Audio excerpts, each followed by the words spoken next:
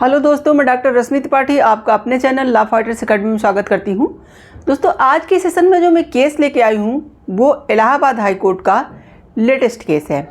और आज के केस के माध्यम से हम लोग एक बहुत ही अहम मुद्दा समझने वाले हैं। वह मुद्दा क्या है? मुद्दा ये है कि क्या अगर कोई व्यक्ति किसी महिला के साथ वो लिव इन रिलेशन में रहता है या उसकी शादी को वैध नहीं माना जा रहा है, तो क्या इस स्थिति में भी उसके ऊपर दहेज हत्या या क्रूरता का केस लगाया जा सकता है? तो ऐसा ही एक मुद्दा इलाहाबाद हाई कोर्ट के सामने आता है। तो चलिए हम लोग इस बात को विस्तार से जानते हैं कि इलाहाबाद हाई कोर्ट ने अपने जजमेंट में क्या कहा। क्या इस तरह के रिश्ते में रहने वाले पर्सन को भी के ऊपर भी दहेज हत्या या क्रूरता का केस किया जा सकता है या नहीं? तो जैसा कि जो केस रहते हैं, केस के फैक्ट कुछ यूँ रहते हैं कि एक महिला थी जो एक पर्सन के साथ लिव इन रिलेशनशिप में रहती थी और उनके घर में ही महिला की हत्या, मतलब उन्होंने आत्महत्या कर ली, सुसाइड कर लिया था। तो देखिए, फिर महिला के जो घर वाले थे उन्होंने उस पर्सन के खिलाफ क्रूरता और दहेज हत्या का मामला दर्ज किया था। यानी कि उन लोगों का ये कहना था कि मेरी लड़की जब मरी तो किस कारण मरी? इसलिए मरी क्योंकि जो पर्सन के साथ रहती थी उन्होंने उसके साथ क्रूरता किया। क्रूरता जैसा कि हम लोग जानते हैं कि आईपीसी में सेक्शन 498A क्रूरता के बारे में कहता है कि पति या पति के रिश्तेदार जो होते हैं वो इसके अंतर्गत आते हैं। और 304 भी जो आईपीसी का है वो दहेज हत्या की बात करता है, यानी दहेज के लिए पर्सन किसी भी तरह से मरा हो। तो यहाँ पे जो है उन पर्सन के ऊपर यही दो धाराएं लगाई गई थी। तो पहले तो वह अपना मामला लेके कहाँ जाते हैं? लोअर कोर्ट में जाते हैं। लोअर कोर्ट में कहते हैं कि जब मैं इनका पति ही नहीं हूँ तो ये दोनों सेक्शन मेरे ऊपर क्यों लगेंगे?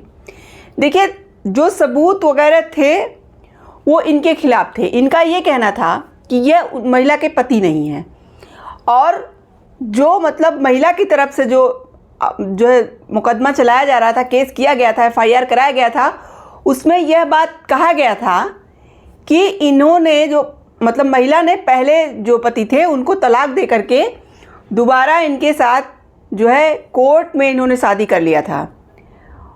और जबकि इनके जो इनके साथ रहते थे पर्सन, उनका ये कहना था कि मैंने उनसे कोई शादी वगैरह नहीं किया था। तो यही मुद्दा था और मुद्दा थोड़ा विवादित था। इनका ये कहना था कि मैं इनका कोई पति नहीं हूँ, तो यह केस नहीं किया जा सकता। तो देखिए, यहाँ पे जो है लोअर कोर्ट ने भाई ये जब FIR वगैरह में लिखाया गया था और सबूत भी थोड़ा बहुत इस बात का इशारा कर रहे थे कि हम महिला के साथ शादी कर चुके थे, लेकिन इनका ये कहना था कि नहीं, मैंने महिला के साथ नहीं शादी किया और उन्होंने अपने पहले पति को तलाक भी नहीं दिया था। तो चलिए, जब यह बात हम लोग देखते हैं कि जब इनका लोअर कोर्ट ने इनकी जो है जो इन्होंने क्या किया था, लोअर कोर्ट में इन्होंने आवेदन किया था आरोप को खारिज करने का। तो लोअर कोर्ट ने इनके आरोप खारिज करने का जो आवेदन था उसे क्या कर दिया था? रद्द कर दिया था।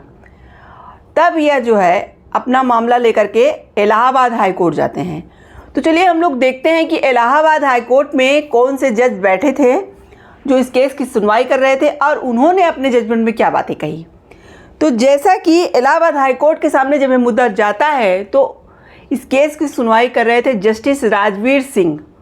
उन्होंने पहले FIR की मतलब कॉपी वगैरह सब कुछ देखा और जो भी मतलब महिला की तरफ से बातें रखी जा रही थी दलील के तौर पे, वो सब भी उन्होंने सुना। जैसा कि जो महिला की तरफ से दलील रखी गई थी कि इन्होंने जो है कोर्ट में शादी कर लिया था और पहले पति को तलाक दे दिया गया था। तो ये सब बातें जो है कोर्ट के सामने रखी गई थी। तो चलिए अब हम लोग देखते हैं कि जस्टिस राजवीर सिंह की जो एकल पीठ थी उन्होंने अपने जजमेंट में क्या कहा। तो जस्टिस राजवीर सिंह ने कहा कि भले ही यह मान लिया जाए कि पीड़िता कानूनी रूप से विवाहित पत्नी के दायरे में नहीं आती है। देखिए, यहाँ पे जो मुद्दा था वो कन्फ्यूजन की स्थिति में था, यानी यह बात निश्चित नहीं हो पा रही थी कि वह जो है जो महिला मरी थी उनके पति थे या नहीं थे। तो पति थे या नहीं थे, लेकिन हाँ लिव इन रिलेशनशिप में रह रहे थे, पति की तरह रह रहे थे। तो इसी पे कोर्ट ने कहा कि पीड़िता कानूनी रूप से विवाहित पत्नी के दायरे में नहीं आती है, लेकिन रिकॉर्ड पर इस बात के पर्याप्त सबूत मिले हैं कि आरोपी और पीड़ित प्रासंगिक समय पर पति और पत्नी के रूप में एक साथ रह रहे थे। देखिए, कोर्ट ने यहाँ कहा कि जो भी सबूत और गवाह मिले हैं उनसे यह बात तो साबित होती है कि महिला आपकी पत्नी हो चाहे ना हो, लेकिन यह बात तो साबित हो रही है कि आप उसके साथ आप दोनों पति पत्नी की तरह रह रहे थे।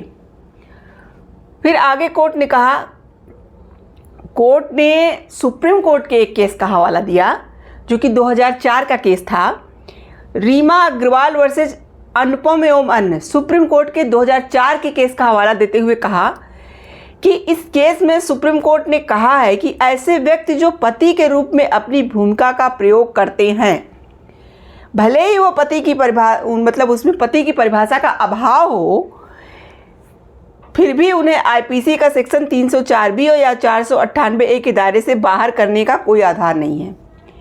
देखिए, यहाँ पे इलाहाबाद हाईकोर्ट ने सुप्रीम कोर्ट के 2004 के केस का हवाला दिया, रीमा अग्रवाल वर्सेस अनुपम एवं अन्य।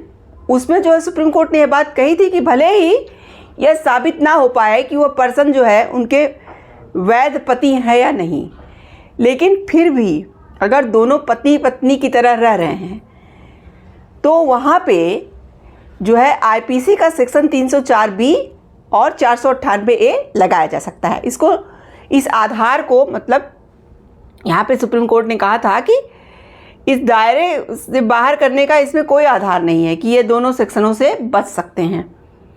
उसके बाद इलाहाबाद हाईकोर्ट ने छत्तीसगढ़ हाईकोर्ट के भी एक केस का हवाला दिया, मोहित राम बनाम छत्तीसगढ़ राज्य। ये भी 2004 का ही केस था। इस केस में भी छत्तीसगढ़ हाईकोर्ट ने कहा कि विवाह वैध हो या नहीं हो, आईपीसी का सेक्शन 304B और 498A के प्रावधानों को आकर्षित करने के लिए यह दिखाना ही पर्याप्त है कि पीड़ित महिला और आरोपी प्रासंगिक समय पर पति और पत्नी की तरह रह रहे थे। देखिए, यहाँ पर भी छत्तीसगढ़ हाईकोर्ट ने भी यही बात कही कि शादी वैध है या नहीं, अगर यह बात साबित नहीं हो पा रही है तो यह मायने नहीं रखता है। अगर दोनों पर्सन पति पत्नी के रूप में उस समय रह रहे थे जब ये केस हुआ, यानी प्रासंगिक समय पर पति और पत्नी के रूप में रह रहे थे, तो यहाँ पे यह जो सेक्शंस दोनों हैं यह आकर्षित हो जाते हैं, यानी कि ये दोनों सेक्शन उस पर्सन के ऊपर अप्लाई कर दिए जाएंगे। अब देखिए आगे हम लोग देखते हैं कोर्ट ने क्या कहा। कोर्ट ने कहा कि भले ही यह स्थिति विवादित है, देखिए जैसा कि जो यह स्थिति थी, राज्य का भी मतलब राज्य की तरफ से जो वकील महिला की तरफ से थे उन्होंने भी यह बात कही कि जो है वैध शादी है या नहीं यह तो ट्रायल के दौरान ही पता चलता, जब ट्रायल वगैरह इसका होगा। तो अभी तो यहाँ मामला क्या है, विवादित है कि यह वैध पति है या नहीं है, लेकिन फिर भी कोर्ट ने कहा कि भले ही यह स्थिति विवादित हो कि दोनों की शादी वैध है या नहीं, लेकिन आरोपी के खिलाफ आरोपों को साबित खारिज नहीं किया जा सकता। मतलब कोर्ट ने कहा कि आरोपी जो है उसके खिलाफ जो भी आरोप लगाए गए हैं उसको खारिज नहीं किया जा सकता, क्योंकि भाई उस समय जिस समय यह घटना हुई उसमें महिला उनके साथ ही रह रही थी और ये दोनों पति पत्नी की तरह रह रहे थे। भले इनका रिश्ता वैध नहीं है यह मायने नहीं रखता है। फिर कोर्ट ने कहा कि इस प्रकार कोर्ट ने लोअर कोर्ट के जो फैसले थे उसको क्या किया, बरकरार रखा और मुकदमे को जारी रखने की अनुमति दी। मुकदमा मतलब आगे बढ़ाने की अनुमति दे दी, मुकदमा वहीं पे खत्म नहीं किया गया, यानी जो भी इनके ऊपर एफआईआर कराया गया था उसको आगे बढ़ाने की अनुमति दे दिया गया। तो ये था इलाहाबाद हाईकोर्ट का पूरा जजमेंट। देखिए आज के जजमेंट से हम लोगों ने क्या समझा, आज के इलाहाबाद के जजमेंट से, इलाहाबाद हाईकोर्ट के जजमेंट से हम लोगों ने यह समझा कि यदि कोई पर्सन यदि जिस समय दहेज हत्या या क्रूरता उस महिला के साथ होती है उस समय वह पर्सन भले ही वो वैध पति उनका ना हो, लेकिन उस समय पे पति पत्नी की तरह दोनों लोग रह रहे थे, भले ही लिव इन रिलेशनशिप में ही रह रहे हों लेकिन पति की पत्नी की तरह एक दूसरे के साथ रह रहे थे उस समय, तो वहाँ पे यह जो आईपीसी के दोनों सेक्शंस हैं, आईपीसी का सेक्शन 498A जो कि क्रूरता की बात करता है और आईपीसी का सेक्शन 304B जो कि दहेज हत्या की बात करता है, दोनों सेक्शंस आकर्षित होंगे और उस पर्सन पे यह जो है केस चलाया जा सकता है।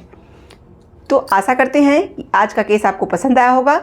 आप मेरे चैनल को लाइक कीजिए, सब्सक्राइब कीजिए, शेयर कीजिए, बेल आइकन को दबाइए, जिससे ऐसे ही नए नए जानकारियों एवं केसों से मैं आपको अवगत कराती रहूँ।